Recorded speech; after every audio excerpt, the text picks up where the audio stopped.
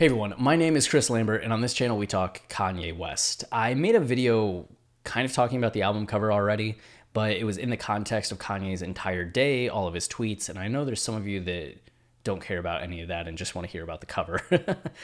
So this video is for you. And if you watch the other video and are watching this, that's awesome. Thank you.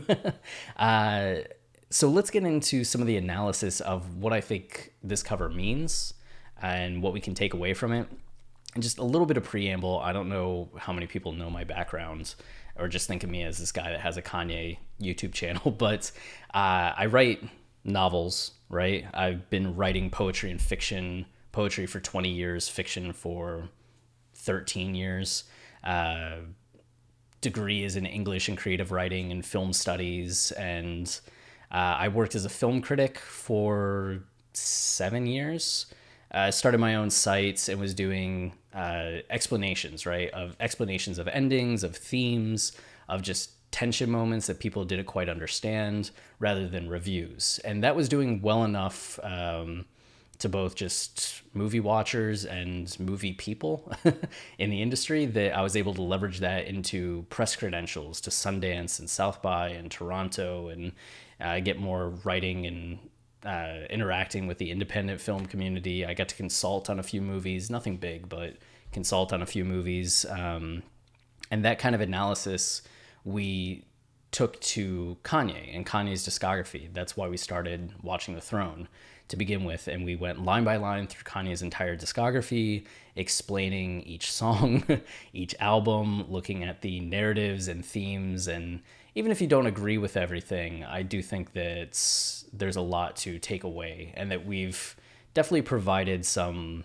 like insights into Kanye's discography that hadn't been done before, right? So there's all that. I was the head fiction editor for a literary journal for a number of years, and I was also their editor-in-chief for a little while, and then continued like drafting a new book. So all of the analysis is just for my own craft and my own writing and having that perspective of an artist. So when I'm coming at this, I'm coming at it from not only the position of a critic who examines art all the time, but from an artist who is also examining art all the time so I can create art and thinking through it from also that mindset. So with all that said, looking at this, the first thing that jumps out to me, and when I look at any work, is just kind of looking for archetypes or points of meaning that I can then build off of and connect to other points in the work itself and kind of start to build out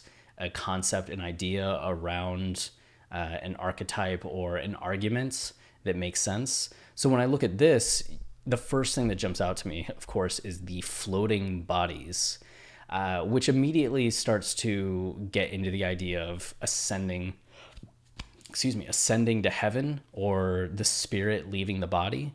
And there's all kinds of associations with that too. Like that is an archetype, that is a trope. So you start to check that idea of this is spiritual, this is the spirit world, these are spirits, by looking at the rest of the elements. And what we see is this grassy, like idyllic world, these clouds kind of sweeping in. They don't look natural, right? So with that kind of atmosphere around it, this does feel otherworldly, which tends to reinforce the idea that these are spirits or this has to do with the soul, right? And then you can see that they're ascending towards something, which in this case, there are two entities that we're kind of looking at. You have this light that is very brilliant, and then this darkness, which feels very void-like, right? And there's archetypes associated with that: light and darkness, good and evil, life and death, right? God and the devil, heaven and hell. You have these contrasting places with some more malevolent, right? Like heaven and hell. Like that's very like the hell's evil, where you have more that are neutral, just like life and death or life and the void. Like the void isn't malevolent, but it is kind of scary. And darkness can be associated with that. So when I see spirits heading off to the sky and you have this void-like figure behind and the light intercepting it, that makes me think that this is something where the spirits were heading towards the void, but then the light comes through and kind of washes them in that energy and that positivity, which we tend to read light as more positive and darkness or the void as more negative. So this would be spiritual and like positive in nature rather than spiritual and dark in nature, right?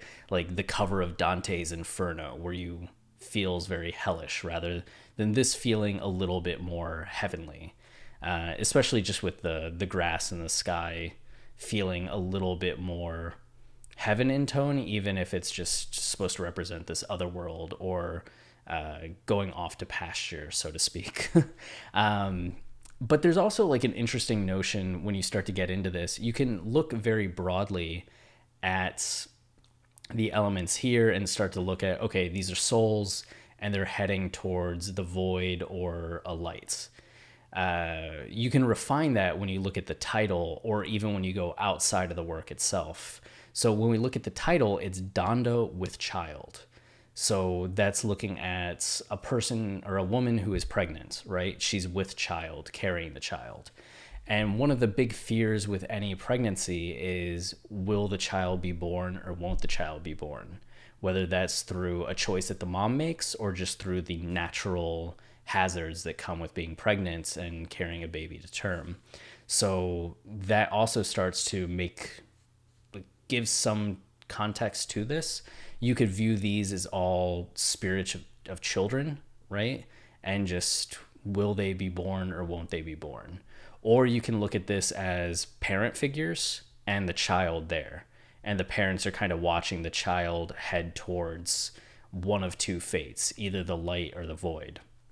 So you can start to frame it as that, especially with like Donda with child. It's the mom that's pregnant. We know that there'd be a dad just for the pregnancy, but you have that figure kind of washed out. You could make the argument for, right? Where the mom figure is there and more fully formed, and then the kid is also a little bit more ethereal in terms of where they're at with things, lacking that definition. Maybe at the crossroads, you could start to argue. So you could read it that way, either that this is more of an adult figure or these are three children. But the main case being that you have this void or this light that's going on and the tension between what's the fate of this child. Because it's not Donda had a baby, right? It's Donda's with child, which sets up that idea of, okay, she's with child, but will she have the child? That's the narrative conclusion of the pregnancy theory. In almost every narrative, when a character gets pregnant, it's, will the pregnancy happen and how does that impact them? But even with that said, when you start to look at Kanye himself, you can derive more meaning or start to get even more specific with what this cover could mean. And that's one of the things where you will have scholars and critics that say you can only look at what's in the work, death of the author. So what the author says doesn't matter, what the context of the work exists in doesn't matter. You just look at it in and of itself and derive what meaning you can. But there are other scholars and critics that go like, no, absolutely not. You have to put it in context of when it came out, the world that it exists in, right? And then where the artist was at in their life. And not just what the artist says about it, right? Because an artist can tell you the meaning, but they don't know the subtext that they brought into it, the subconscious meanings that they brought into it about things that are going on in their life that they wanted to express but didn't know that they wanted to express. There's a whole argument for that, right? The unconscious or subconscious in the work that the author wasn't aware of. The ghost in the machine, you could try to use that phrase. But with Kanye in this moment, we know that at the South Carolina rally, he was talking specifically about his mom being pregnant with him, and that his dad at the time was telling her, you should get an abortion. And she stood by having Kanye.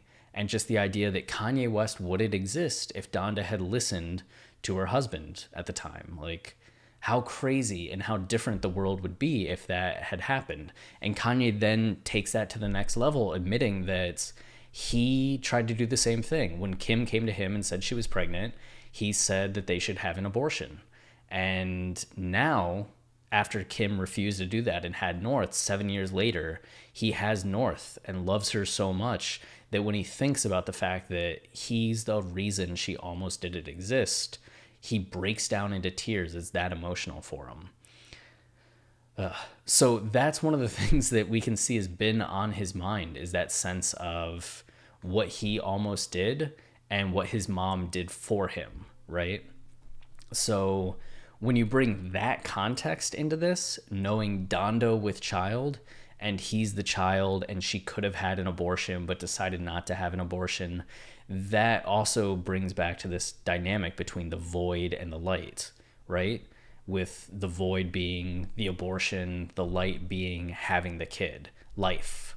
So he can go through one of two portals, and Donda chose life over darkness. So I don't know if from that story you can then say, this is Kanye's dad who wanted the abortion, this is Kanye, this is Donda, this is Kanye. You could start to make more specific arguments with that in mind. And even knowing Kanye's Christian beliefs at this point, you can start to say that this is God. You could go down that whole religious iconography and meaning and attributions, knowing where his faith lies at this point. But if you're going back down the first path, where you're only looking at what's in the work, you still can see that you have that tension between the void and the light, life and death, existence and non-existence, with this child kind of being thrust to one or the other and seeming the lights winning the day.